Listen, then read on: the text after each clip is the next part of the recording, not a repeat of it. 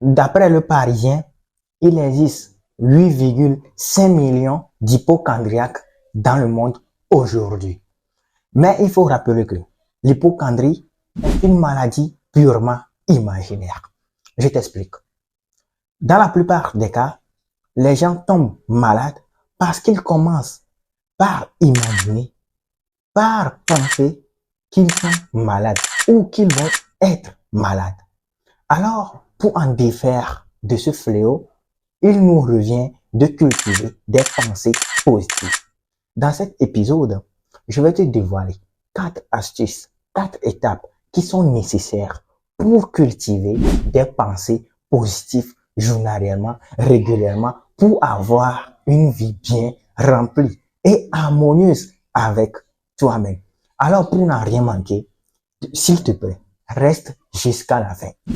Mais avant de commencer, j'ai un petit faveur à te demander.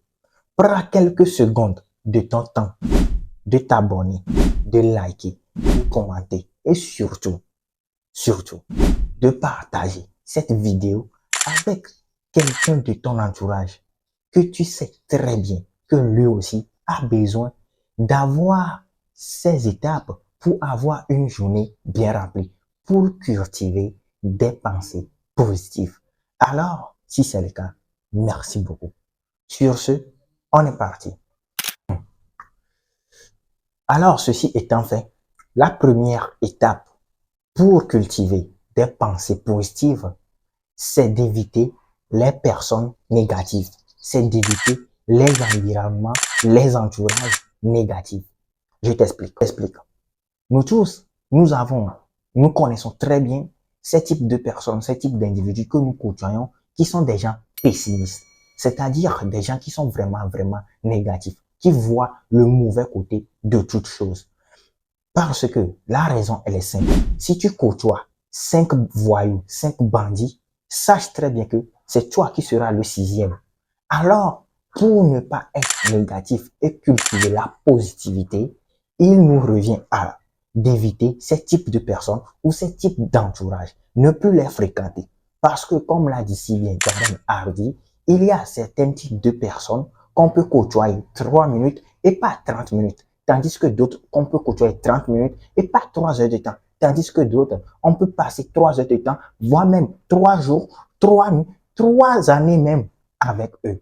Alors, il revient à nous d'identifier ces types de personnes, de les lister de A à Z pour éviter de les côtoyer, de lister ces entourages-là, ces environnements pour éviter de les fréquenter de nouveau, pour avoir des pensées positives.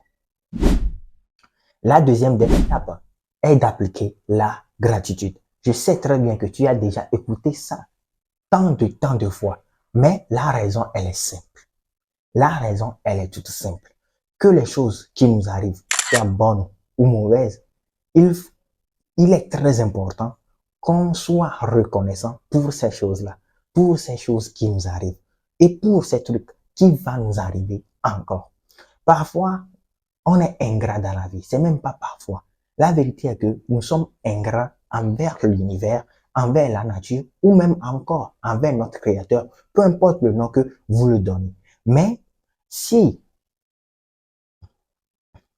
tout ce que nous avons maintenant, il nous a permis de l'avoir, il est très important qu'on soit reconnaissant pour. Que les trucs soient mauvais ou bons, soyez reconnaissants. Soyez vraiment reconnaissants.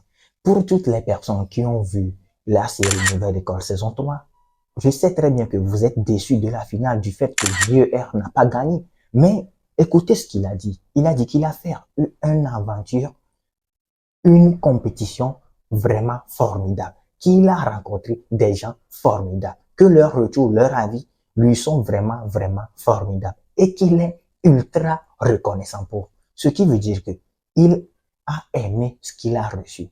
Que ce soit bon ou mauvais, il a accepté, il a apprécié. Et c'est pourquoi il est toujours souriant. D'où son surnom, Peace. Alors, les amis, qu'est-ce que vous attendez pour l'appliquer, vous aussi, à votre tour? Le début, ça sera assez difficile. Et dire d'être reconnaissant pour un mauvais truc qui nous arrive, je sais que c'est un peu clochard, c'est un peu bizarre.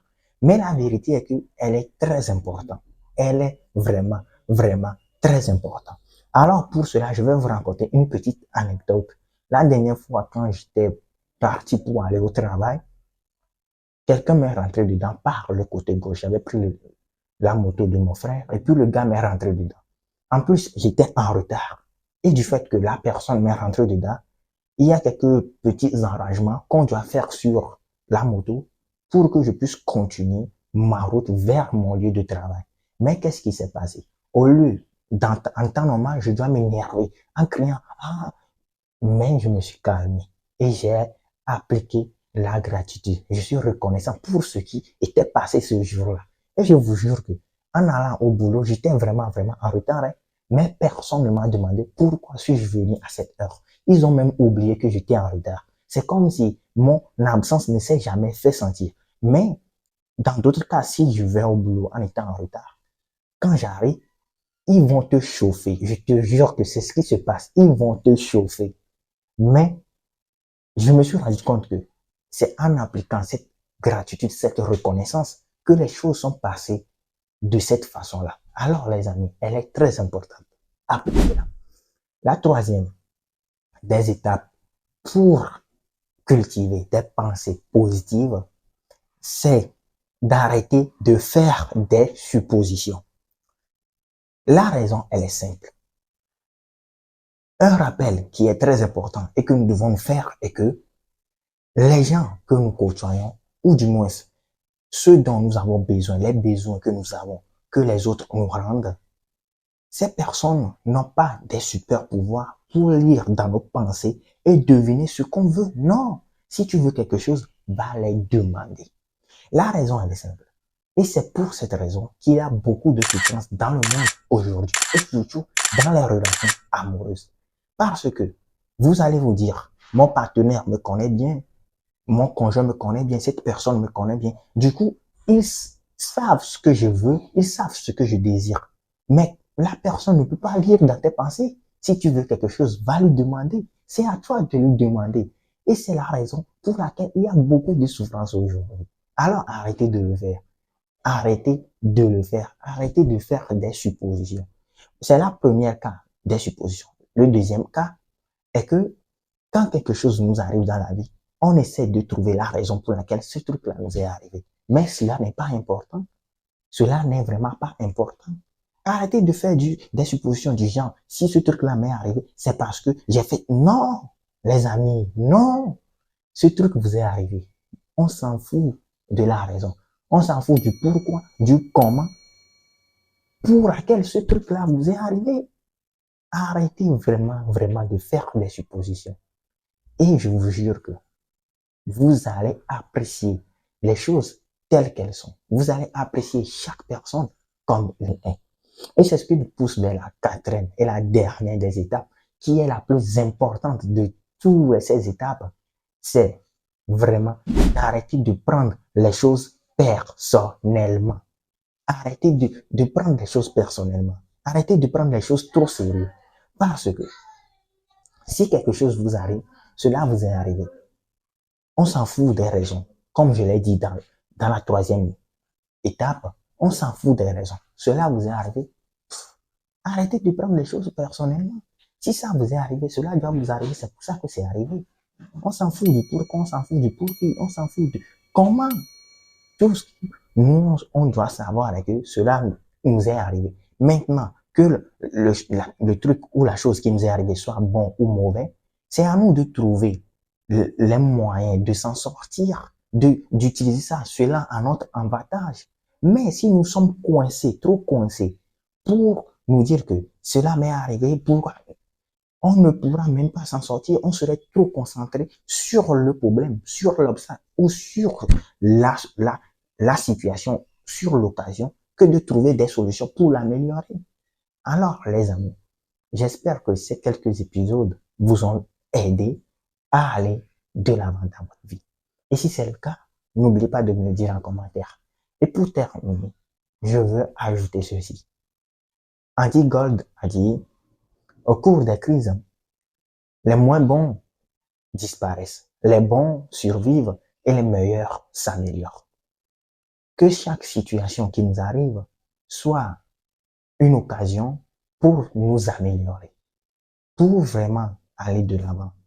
Et on peut y arriver en cultivant tout simplement la positivité.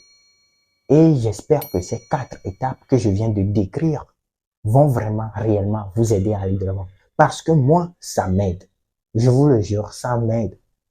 Si on était dans une même ville, dans une même ville ou dans un même pays, on allait se raconter pour que je puisse vous raconter dans le moindre détail comment ça a vraiment changé ma vie. Alors, merci beaucoup. Merci. Je suis très reconnaissant que vous avez regardé cet épisode jusqu'à la fin. Partagez-le avec quelqu'un qui en a vraiment, vraiment besoin. Surtout, n'oublie pas de t'abonner pour ne rien manquer de nos prochains épisodes. Sur ce, sache que je crois en toi. C'était Consigné Jacob.